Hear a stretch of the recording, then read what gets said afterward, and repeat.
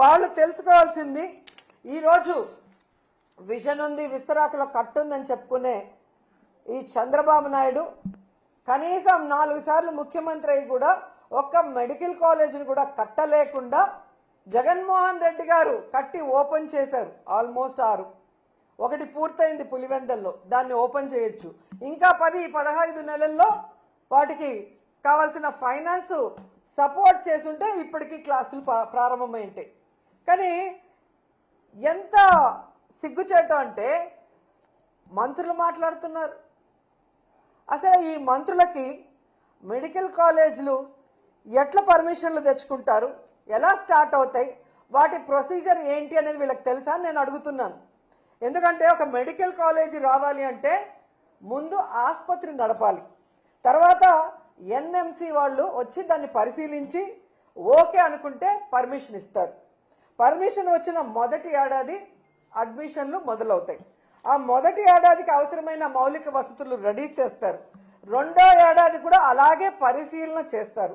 ఆ తర్వాత రెండో ఏడాదికి అవసరమైన ఇన్ఫ్రాస్ట్రక్చర్ని రెడీ చేస్తారు. 3, 4, 5 సంవత్సరాల వరకు కూడా ప్రతి ఏటా ఇలా పరిశీలన చేసే అన్ని రకాల సదుపాయాలు ఫ్యాకల్టీలు ఉన్నారా అని పరిశీలన ఉంటుంది. అంటే ఒక మెడికల్ కాలేజ్ పూర్తి స్థాయిలో నడవాలి అంటే దాదాపుగా 7 నుంచి 8 సంవత్సరాలు పడుతుంది. ఎందుకు ఇది చెప్తున్నానంటే మంగళగిరి ఎయిమ్స్ మెడికల్ కాలేజ్ కూడా మొదట విజయవాడలో ఉన్న సిద్ధార్థ కాలేజ్లో రెంట్కున్న బిల్డింగ్లోనే రెంట్కున్నారు. అది పూర్తి స్థాయిలో తయారు కావడానికి, పూర్తి స్థాయిలో క్లాసులు ఈరోజు నిర్వహించడానికి దాదాపుగా 9 సంవత్సరాలు పట్టింది. అంటే ఎలా మెడికల్ కాలేజ్ పర్మిషన్ వస్తాయి, వాటి మౌలిక సదుపాయాలు ఎవ్రీ ఇయర్ ఎలా మనం పెంచుకుంటూ పోవాలి, దాన్ని బట్టి ఏ విధంగా ఆ కాలేజీలు పూర్తి స్థాయి రన్నింగ్లో వస్తాయన్న ఒక కామన్ నాలెడ్జ్ కూడా, జనరల్ నాలెడ్జ్ కూడా లేని వీళ్ళందరికీ మంత్రి పదవులు ఇచ్చారు. వీళ్ళు ఎంతసేపు చంద్రబాబు నాయుడిని, లోకేష్ని మెప్పించడం కోసం, మెహర్బానీ కోసం, ఇలా మంత్రి పదవులు పదిలంగా ఉండడం కోసం సిగ్గు లేకుండా దిగజారుడిగా అబద్ధాలు, నీతిమాలిన మాటలు మాట్లాడుతున్నారు.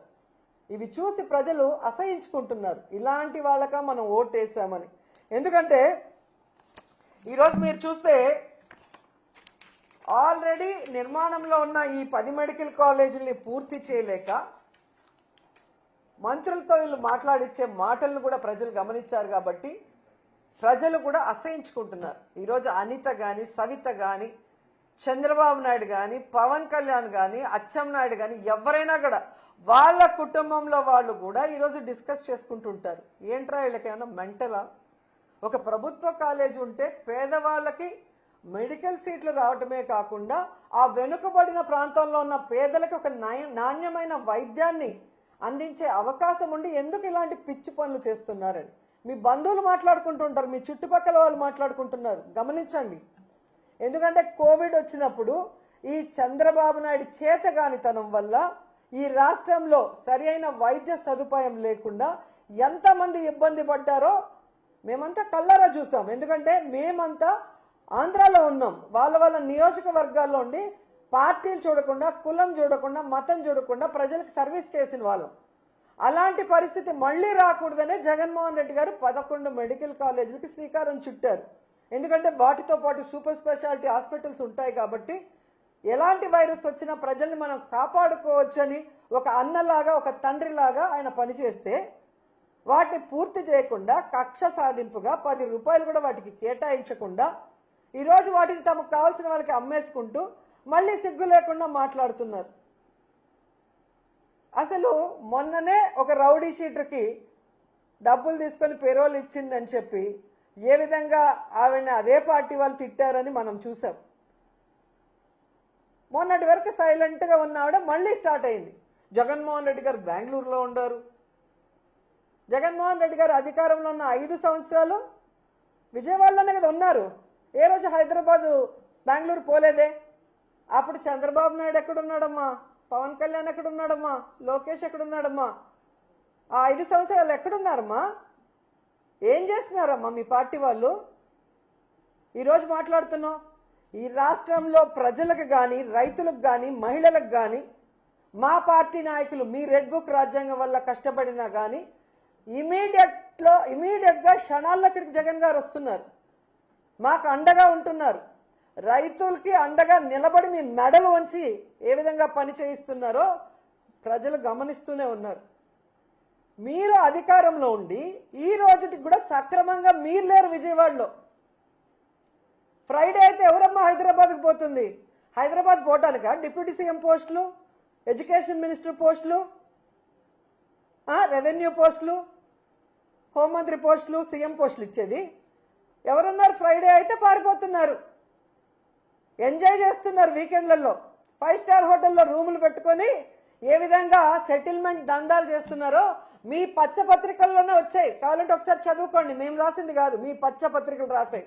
తెలుగుదేశం పార్టీ మంత్రులు ఏ విధంగా హైదరాబాద్ 5 స్టార్ హోటల్లో ప్రభుత్వ ధనాన్ని దుర్వినియోగం చేస్తూ ఎంజాయ్ చేస్తూ సెటిల్మెంట్లు ఎలా చేసుకొని సంపాదించుకుంటున్నారో మీ పచ్చపత్రికలు రాసాయి. చూసి సిగ్గుపడండి.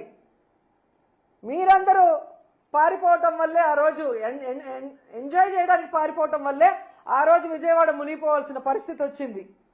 సక్రమంగా ఈడ ఉండి మంత్రులు ఆఫీసర్లకు గనక ఇన్స్ట్రక్షన్స్ ఇచ్చుంటే ఎందుకు విజయవాడ మునిగిపోయి ఉంటుంది? నిజంగా మీ మంత్రులు సక్రమంగా ఉంటే ఎందుకు ఈరోజు పొగాకు రైతులు, ఈరోజు మామిడి రైతులు, ధాన్యం రైతులు, పసుపు రైతులు, మిర్చి రైతులు ఎందుకు రోడ్ల మీదకి వస్తున్నారు? ఎందుకు ఆత్మహత్యలు చేసుకుంటున్నారు? ఈరోజు యూరియా లేదని ఎందుకు రోడ్ల మీద పడిగాపులు పడుతున్నారు? ఎండనక వాననక. అడ్డదిడ్డంగా పెరిగిన అచ్చెన్నాయుడు వ్యవసాయ శాఖ మంత్రిగా ఉండి ఈ రాష్ట్రంలో రైతుల్ని నిట్ట నిలువున ముంచేసిన దౌర్భాగ్య పరిస్థితుల్లో నువ్వుండి జగన్మోహన్ రెడ్డిని అంటావా నుయ్యో గొయ్యో చూసుకోమని? ఒక వ్యవసాయ మంత్రిగా ఉండి రైతులకి ఈరోజు మద్దతు ధర ఇవ్వలేకపోయినందుకు నువ్వు తీసుకోవాలి నుయ్యో గొయ్యో, జగన్ కాదు. ఒక వ్యవసాయ శాఖ మంత్రిగా ఉండి ఈరోజు కేంద్రం ఇచ్చిన లక్షల టన్నుల యూరియాని రైతులకి అందకుండా బ్లాక్ మార్కెట్లో అమ్ముకొని మింగేస్తుంటే దాన్ని కంట్రోల్ చేయాల్సింది పోయి నువ్వు కూడా వాటా తీసుకున్నందుకు నుయ్యో గొయ్యో చూసుకోవాలి, జగన్మోహన్ రెడ్డి గారు కాదు. నీ నియోజకవర్గంలో ఇచ్చాపురం గణపతి అనే వ్యక్తి యూరియా దొరక్క తాను సూసైడ్ చేసుకుంటూ ఒక వీడియో, సెల్ఫ్ వీడియో పెట్టాడు. నీ దౌర్భాగ్యమైన మంత్రి వల్ల ఎలాంటి పరిస్థితి ఆ రైతుకు వచ్చిందో చెబుతూ దానికి నుయ్యో గొయ్యో చూసుకోవాలి, జగన్మోహన్ రెడ్డి గారు కాదు. నీ శాఖలో ఉన్న అఫీషియల్స్ ఈరోజు రైతులకు సమాధానం చెప్పలేక మీ దోపిడీని చూడలేక కలెక్టర్ ఆఫీస్ ముందర ధర్నా చేశారు. సిగ్గుచేటు. దానికి నుయ్యో గొయ్యో చూసుకోవాలి, జగన్మోహన్ రెడ్డి గారు కాదు. ఈరోజు మీ మీద నమ్మకంతో 164 సీట్ల పైగా మీకు ఇస్తే ప్రజలు ఆ నమ్మకాన్ని మీ అమ్మకం కోసం మీరు వాడుకుంటున్నారు. సిగ్గుపడాలి మీరు. ఇప్పటికైనా ఈ జీవోను రద్దు చేయాలి. ప్రైవేట్ వాళ్ళ చేతికి పీపీపీ ప్రైవేటీకరణకు మేము ఒప్పుకోము. ఎందుకంటే ప్రజలు ఎవ్వరు కూడా ఒప్పుకునే పరిస్థితి లేదు. ఇది ప్రభుత్వమే కట్టాలి. త్వరితగతంగా దానికి ఫండ్స్ కేటాయించి కట్టించాలని కూడా డిమాండ్ చేస్తున్నాం.